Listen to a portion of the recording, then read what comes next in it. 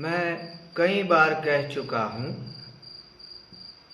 कि जिन्होंने व्याकरण का अध्ययन नहीं किया है,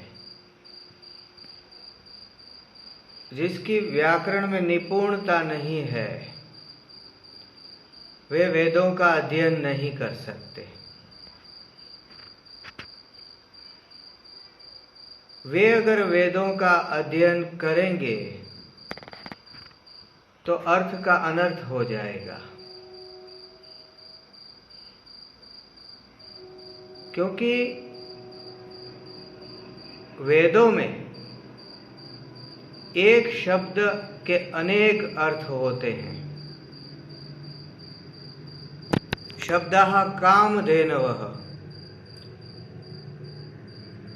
एक शब्द का दोहन करने से अनंत अर्थ निकलते हैं। वेदों में शब्दों में जिन धातुओं का उपयोग किया गया है, उस धातु के भी एक धातु के भी अनेक अर्थ होते हैं। एक वाक्य के भी अनेक अर्थ होते हैं। तो बिना व्याकरण में निपुणता प्राप्त किए वेदों को पढ़ना ठीक नहीं है। और व्याकरण तो बहुत ही कठिन विषय है। जैसा कि आप सब स्कूल में पढ़ते थे तो आपको अनुभव होगा कि व्याकरण कितना बोरिंग और कठिन लगता था। तो इसीलिए कह रहा हूं कि प्राचीन काल में, वैदिक काल में सब वेद नहीं पढ़ सकते थे।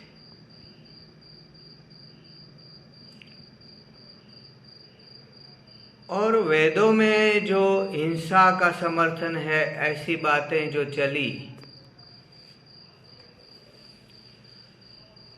उसका कारण यही था कि जो वेद पढ़ने से पहले व्याकरण ठीक से नहीं पढ़े थे, उन्होंने वेद पढ़ा तो अर्थ के अनर्थ निकाले।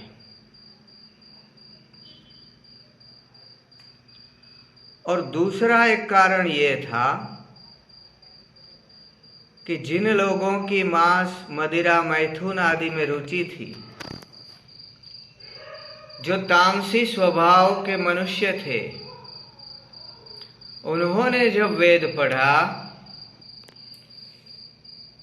तो वेदों में जो वाक्य थे, शब्द थे, उनके अर्थ अपनी रुचि के अनुसार निकाले, मन घड़त अर्थ निकाले।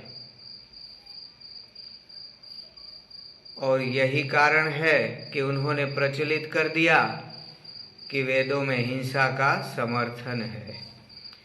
वैदिक यज्ञों में पशु बलि दी जाती है, आदि आदि। वास्तव में ये कैसे हुआ होगा? मैं प्रारंभ में एक दो उदाहरण के द्वारा आपको समझाने का प्रयत्न करता हूं। एक ग्रंथ में लिखा है कि भोजन में सैंधव का उपयोग करें।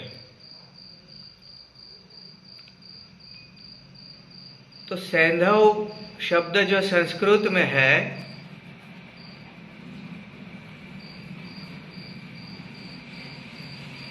उस सैंधव के दो अर्थ है। एक तो नमक और दूसरा घोड़ा, अश्व। तो किसी ग्रंथ में ये लिखा था कि भाई भोजन में सैंधव का उपयोग करें। तो जो सीधे सादे सरल शाकाहारी मनुष्य थे, उन्होंने उसका अर्थ किया कि भोजन में ये जो सैंधव नाम का नमक है,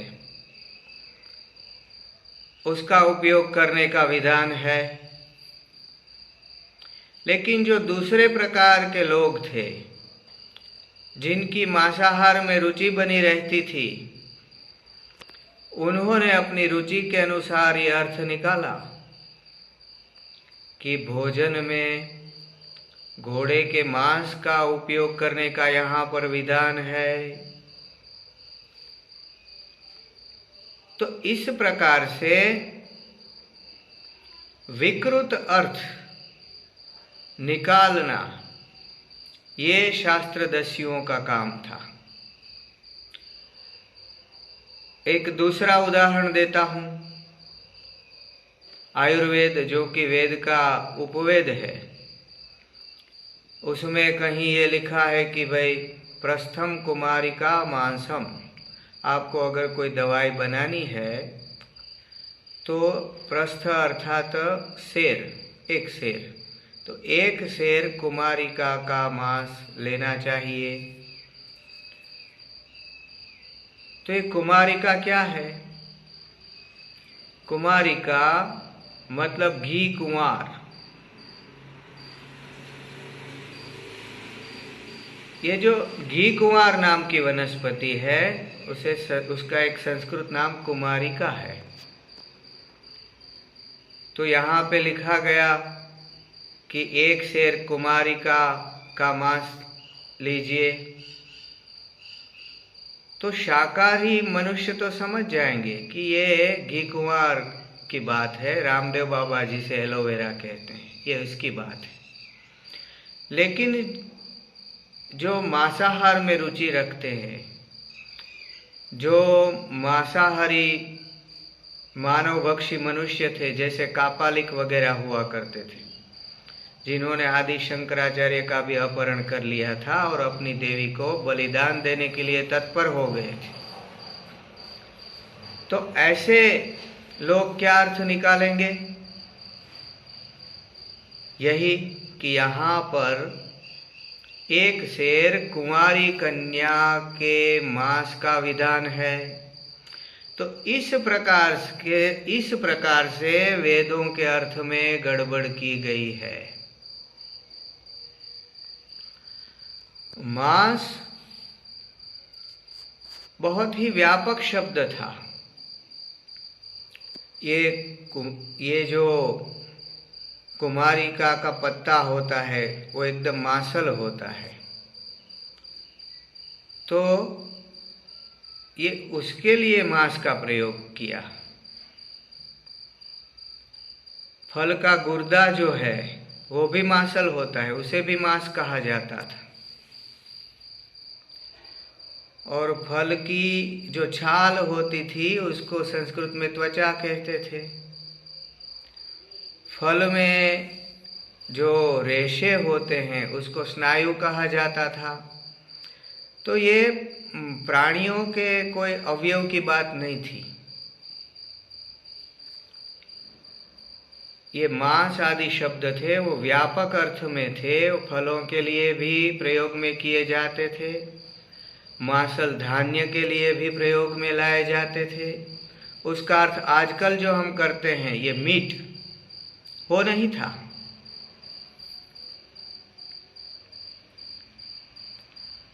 और आटे को लोम कहा जाता था। अन्न के आटे को लोम कहते थे। उसमें पानी मिलाते थे और पानी मिला के उसको गूंदते थे, तो जो अवस्था बनती थी उसे मांस कहते थे। उसमें घी डालते थे तो उसे मज्जा कहते थे। और फिर उसको सेकते थे तो उसे अस्थि कहते थे।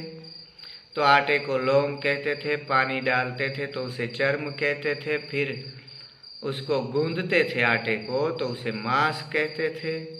फिर घी डालते थे तो उसे मज्जा कहते थे, सेकते थे तो उसको अस्थि कहते थे। तो वेदों में हवन के प्रकरण में जहाँ कहीं भी इस प्रकार के शब्द प्रयोग हो किए गए हो, मांस, मज्जा, अस्थि आदि, तो उसका अर्थ केवल अन्न में अभिप्रेत था।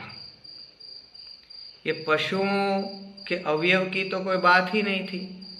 वहाँ पशु था तो केवल अन्नमय पशु था। जो पोषण करे वो पशु अन्न पोषण करता है।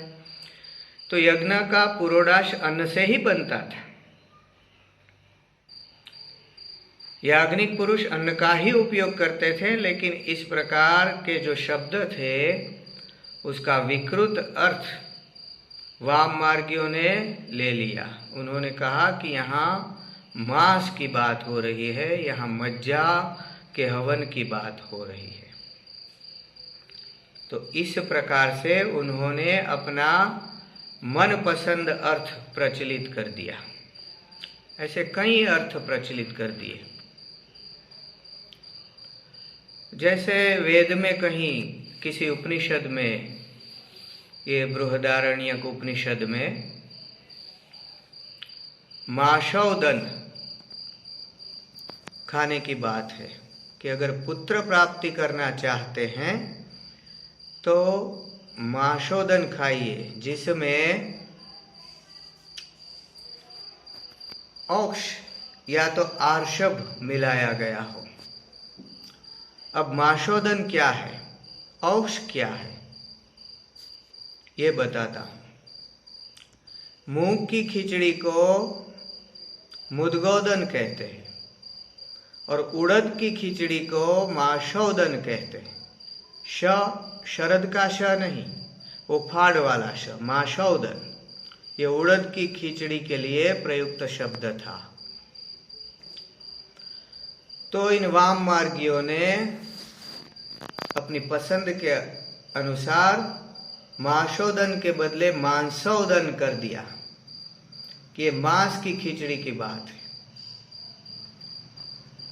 और कहने लगे कि देखो वेद में मांस की खिचड़ी खाने की बात है कि जिसमें औक्ष मिलाया गया हो। अब औक्ष क्या था? औक्ष मतलब उक्ष, जो सोम लता के लिए प्रयुक्त होता था। सोमलता, उसे उक्ष कहते थे। या तो ऋषभकंद नाम की एक वनस्पति थी, उसे उक्ष कहा जाता था। तो उड़द की खिचड़ी में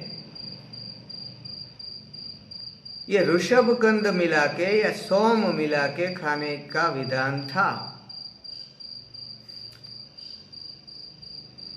तो वाम मार्गियों ने क्या अर्थ निकाल दिया, ये देखा आपने। ये देखो, मैं एक और उदाहरण देता हूं। थोड़ा सा कठिन उदाहरण है, जरा ध्यान से सुनना कि कैसे वाम मार्गियों ने यह सब किया। वेद में एक शब्द है गोघ्नो अतिथि ही। इसका अर्थ वाम मार्गियों ने यह किया कि वेदों में विधान है कि वैदिक काल में अतिथि के लिए गाय मारी जाती थी। गोघ्न शब्द का अर्थ उन्होंने ये लिया। वास्तव में अर्थ ये था कि अतिथि को गाय दी जाती थी। गोघ्न का अर्थ ये था कि वो अतिथि जिसे गाय दी जाती हो। यहाँ पे जो गोघ्न शब्द है उसमें हन धातु का प्रयोग है, और हन धातु का अर्थ केवल हिंसात्मक नहीं है, गति, गमन अथवा प्राप्ति के अर्थ में भी हन धातु का उपयोग होता है। मैंने कहा ना प्रारंभ में कि वेद में एक ही धातु के अनेक अर्थ होते हैं। तो यहाँ पर जो अतिथि आते थे वैदिक काल में, उनको गाय दी जाती थी। इस अर्थ में गोघ्नो अतिथि ही शब्द का प्रयोग है। पाणिनि, जो कि बहुत बड़े व्याकरणाचार्य हो गए, उन्होंने भी दाश गोघ्नो संप्रदाने ये सूत्र दिया। अर्थात दाश और गोघ्न शब्द संप्रदान के अर्थ में, दान के अर्थ में है, ऐसा उनका अभिप्राय था। अगर यहां गाय को मारने का सूचितार्थ होता तो तस्मै का प्रयोग होता।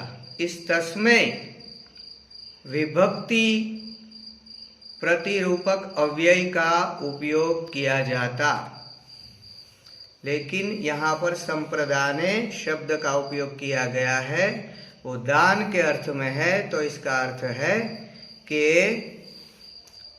अतिथि को गाय दी जाती थी।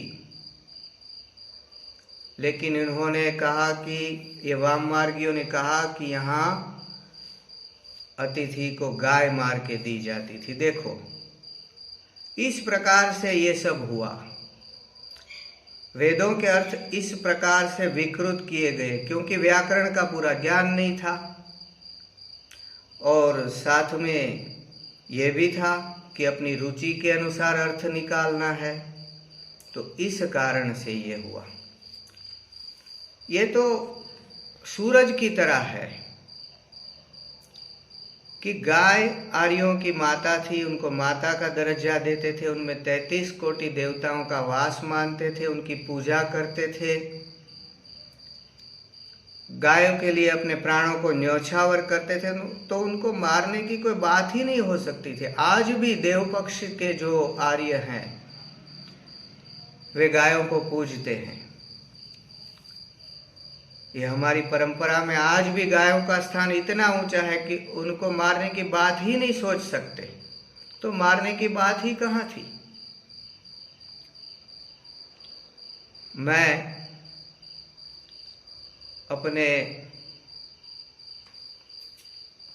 जो पास वाला गांव है, जो मेरा पैतृक गांव है, जहाँ पे मेरे क्षत्रिय यजमान रहते हैं, मैं अभी कुछ दिनों पहले उनके घर गया था।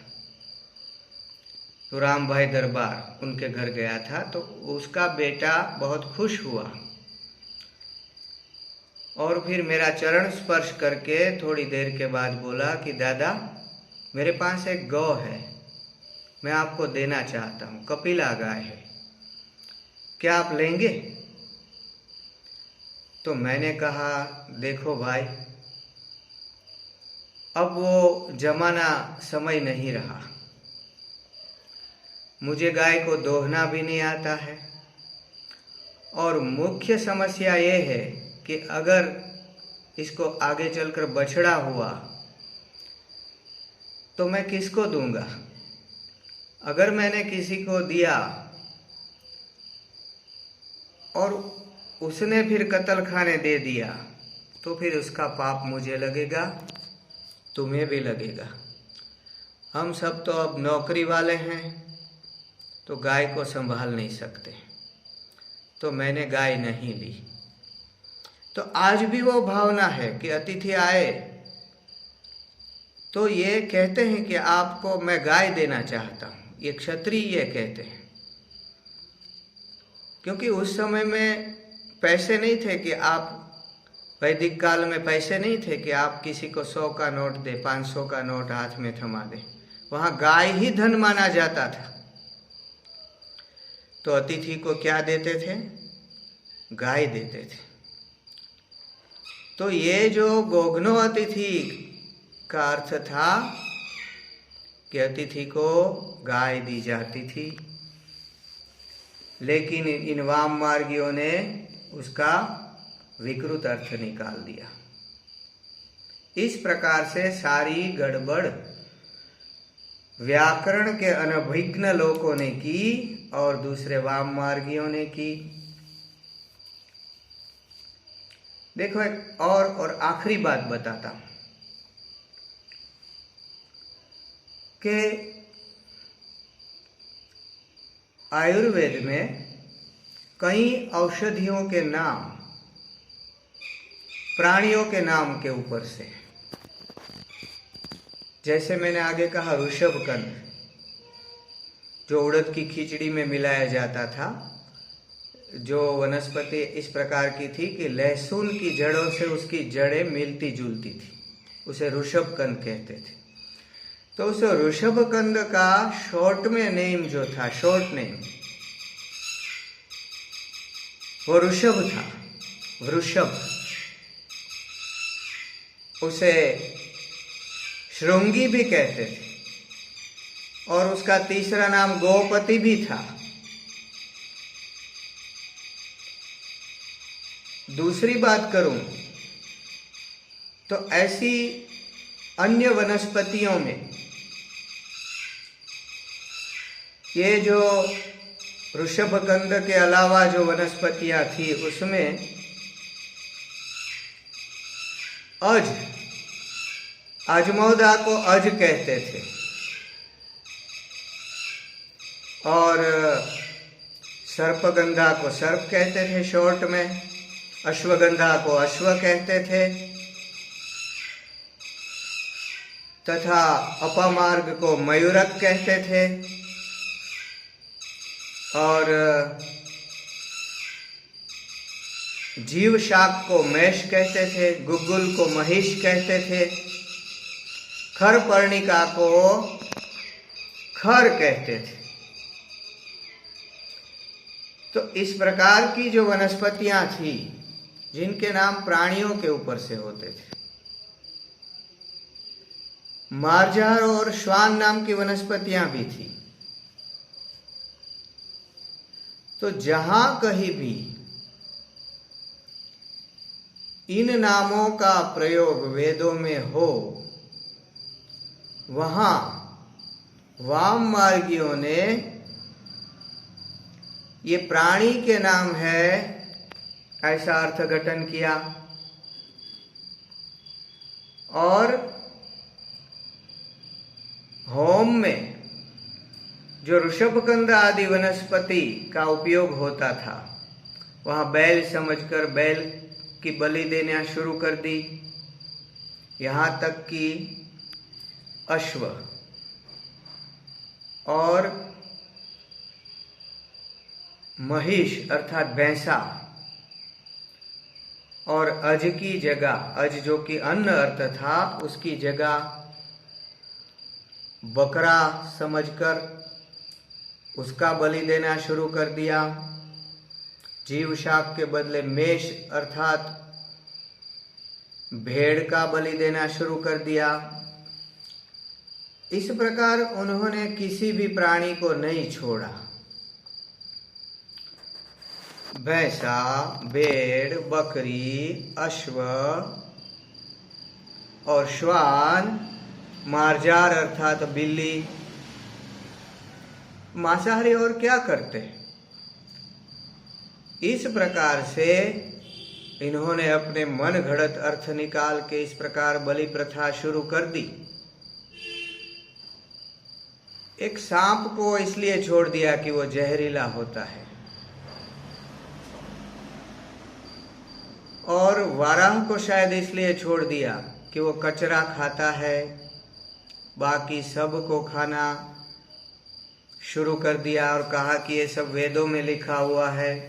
आज हम देखते हैं चीन में कुत्ते और बिल्ली को भी नहीं छोड़ते। तो ये सब वाम मार्ग का प्रभाव है। वास्तव में वेदों में हिंसा का समर्थन कभी नहीं है।